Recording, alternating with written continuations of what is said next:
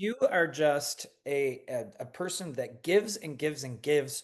Is there any time that people give to you? Always, always, every single time. Sometimes it's subtle, just like if I see your smiling face, you're giving. I'm good with it. I don't need a lot. So Sunshine, you're here. saying you're a simple guy. Mhm. I like to think so.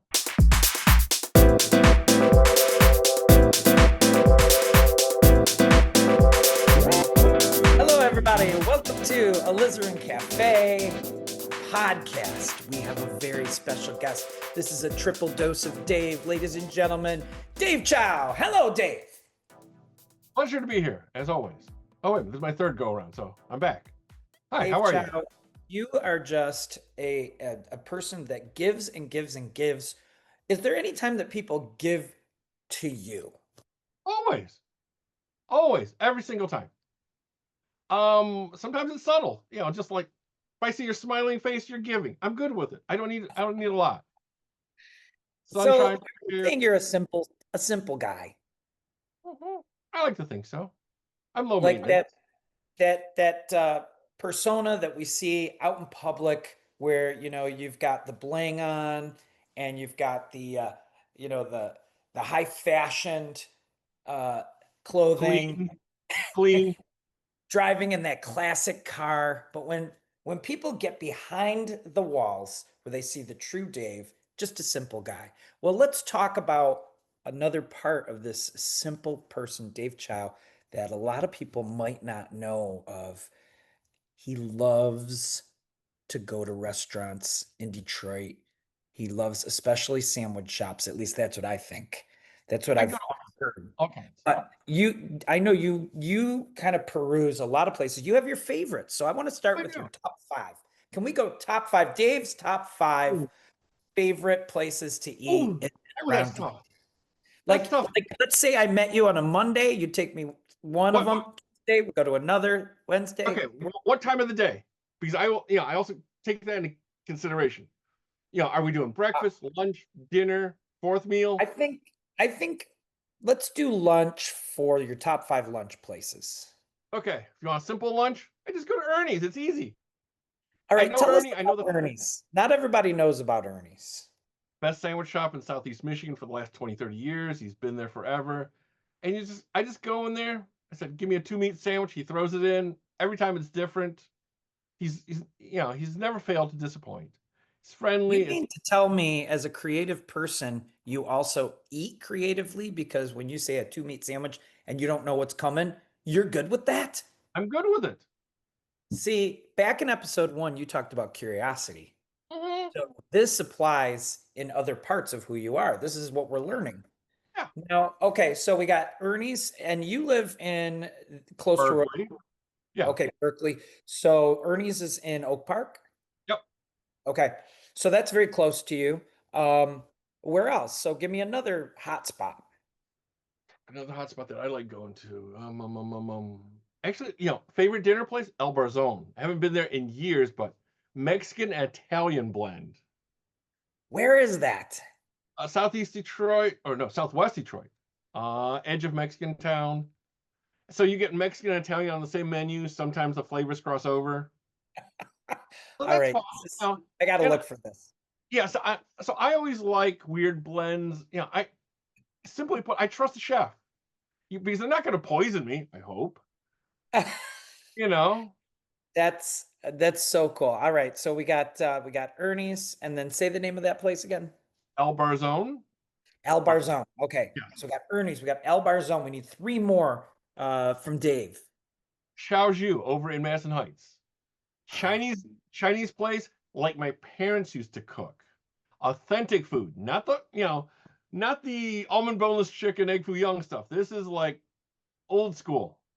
Wow, give us a dish if we went there that we should definitely try to get the old school Ginger style. scallion beef. Ginger, You can't go wrong. ginger Scallion beef. scallion. Okay, ginger scallion Can't beef. go wrong with it. Wow. And what's cool about it is they're two doors down from a Chinese market. So if Eugene, if you and I go there, and you said, Dave, I have a hankering for fresh lobster. They will actually go down with a metal pan and fish out a fresh live lobster for us. So That's stuff like that, yeah, and it's like one of those old school. It's nothing fancy, but the food has awesome. always been amazing. So Well, I haven't been to China, but I've been to New York City, to Chinatown, which, is probably either between that and San Francisco. I've been there for their Chinatown. You have these little markets that, the food, I mean, they have the birds, whether it's ducks or chickens or whatever, they're hanging upside down right in the front window. And, yeah, it seems like you can get pretty much anything. Uh, does that seem to go along with what you're talking about a little bit? yeah. I have a friend of mine. He says, yeah, let's go to the market slash pet shop. He calls it so because yeah, I didn't know this until I went to China in 2002 that Chinese people they like fresh food. They don't like necessarily going to stores and buying frozen stuff. My cousins actually told me once, like, if say if you bought like chicken and if it was on a styrofoam platter, shrink wrapped, they think it's roadkill. That's They just amazing. they Yeah, when believe you think fresh food. about like and this isn't something that is foreign to even this country because, when you watch movies like Gangs of New York and, you see the look of that place and all these people arriving on the boats and then staying in that area and it's just getting overpopulated. But you must have a million places like this where it was just fresh food. I mean, they didn't have packaged stuff back then. And another example. My cousins, all six of them in China, first time we went, only one of them had a fridge Oh my because gosh. everything fresh. And you don't have leftovers. You just ate it all. Yeah. Yeah. Oh And my gosh. can you Wow. imagine what I don't know if you ever did, but if you lived in New York, you don't have a full size fridge. You might have a little dinky one, maybe for cold drinks. But, you Well, don't have like a rack of ribs or a full blown turkey. I mean, you just ate what you ate, and next morning you woke up and you got it again. oh my God, you're so right. I did have a chance to live in New York in the 90s just for a year, and one of my uh, people that I became friends with invited me over to their place, and it was so small that they had a key to the toilet that was out in the hall. It was their own, but they had to have a padlock on it because, other people would use it, I guess. And then where was their bathtub? Oh, it was in the kitchen with a board over it so he could cut his food and then move the board so he could take a bath in the kitchen. Just don't What's going confuse the two. No, just don't confuse the two. But yeah, on? it's a just different way of living. Yeah, to me, New York, it's its own different culture. China's got its own different culture. So I like those little weird niches like that. That kind of it's like I got a bathroom with everything. I got a separate kitchen. I don't have to lock my bathroom. Thankfully. But it's like, but you appreciate those people in New York. Yeah. Oh my You have gosh. to walk down the hallway to use the bathroom. Really? And have to take a key with you? Uh, No, 3:30 in the morning, I might not be able to find the key. I mean, it's Yeah, exactly. And then you have to go and you're like, I can't find the key. What the? You need a panic at sledge. that. That's But I my mean, key, my sledgehammer. yeah, Uh, exactly. okay, give us one more restaurant recommendation. Ooh, let me think. Do I want a good burger joint? No. Mercury Bar. I like Mercury Bar. Good All burger right, joint where down in Corktown. Corktown. I was trying to Corktown. figure out, like, where's Corktown. Mercury? Yep. Yeah, it's not All too right. bad. It's there forever. And right around the corner. Okay, here, I'll give you my fifth. Mudge's Deli. Mudge's Oh, Delicatessen. On the edge of no. Corktown. So it's all good. Two great Oh, places. And they've been so there you would you consider yourself a foodie? I think so. I like food. I grew up, my dad was a chef. My mom worked, as a waitress. So I was around food all my life. So I respect cooks. I respect what they do. It's not an easy profession, but we're the benefactors of it. But I also admire like amazing chefs. I love watching videos on how to cook. Actually, during COVID, I took up cooking as a hobby. How now, do you still continue to do that or is it just was it just at Yeah, that time? still do. You know, my dad's been long gone. I remember one of the things that he told me about home cooking was like, if you can get over the idea that you have to prep food, it's like slicing up everything, measuring it all out. If you can get over that fear, you're good. Because he says, cooking in the wok takes all of 2 minutes, but all the prepper can take over half an hour. So if you can get over that, you're good. Oh, I think, so anyway, my dad taught me that. That was a lesson I learned as far as like prepping food. Wow. And Do you have a special, like, since you've really started to dabble in cooking since the pandemic, do you have any favorite dishes that both you and Marcy enjoy? right about now, I've been getting into a garlic noodle thing. Garlic noodle, just garlic Ah, noodle. Simple. okay. The first Yep. recipe I learned was to use like thin spaghetti. But since then, I've also gone to like pre-made noodles, udon noodles. Yeah, I saw a recipe online calls for 8 cloves of garlic. I can't count, so I put 12 cloves of garlic in there. So just it, right about now, since I learned to make that recipe, it's relatively easy. I don't even think about ramen noodles anymore. I mean, think about it. College. Wasn't ramen like a staple? Oh my gosh. I don't even go Definitely. ramen anymore. I refuse to go there, with this garlic noodle dish. Yeah, that's saying a lot there, Dave. Yeah. That is saying a lot. Hey, so as we're getting to the end of our third episode here, I wanted to Oh, reserve a little time. I wanted to reserve a little time to bring up something that, people that know you will know this, but people that are just learning about who Dave Chow is might not know that you have a tiki collection. Do just a little you one. do you do you want to share with us how that got started and what that even is? What's a tiki? I mean, how do you describe a tiki? It's for what I collect. I collect tiki bar memorabilia, pretty much.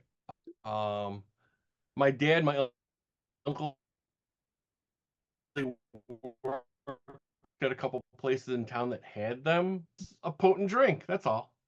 I think. Do I have one? I've got a few around the office, but they're on shelves. I can't exactly get to easily. But I collect vintage ones. I try. Right now there's a huge uptick in tiki bars opening up all over the country, and everyone has like a new mug every week, and they charge a couple $100 for one.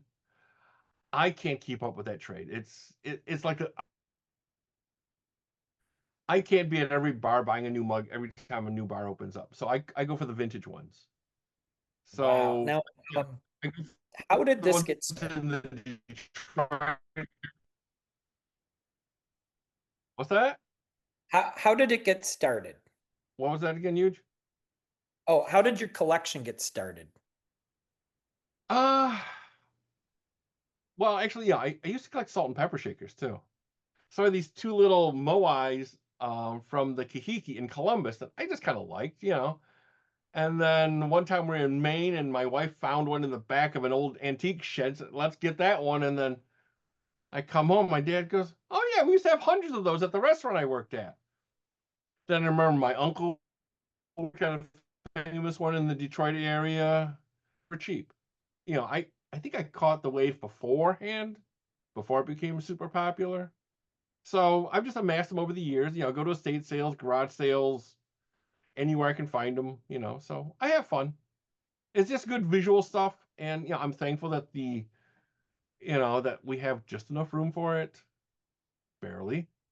So Do you it think you would you ever consider putting out a line of Dave Chow style tiki glasses designed by you? I can try. It's just not my forte. I've tried drawing tiki, and it's just not. I don't have the sensitivity that some of the true masters do. So I know that about myself. I mean, I've done menus, I've done matchbooks, I've done things like that for To other people. But designing a mug is an entirely different beast. It's beyond me. That's all. So I don't know. I still enjoy it. but I also know my limitations. Incredible, Dave.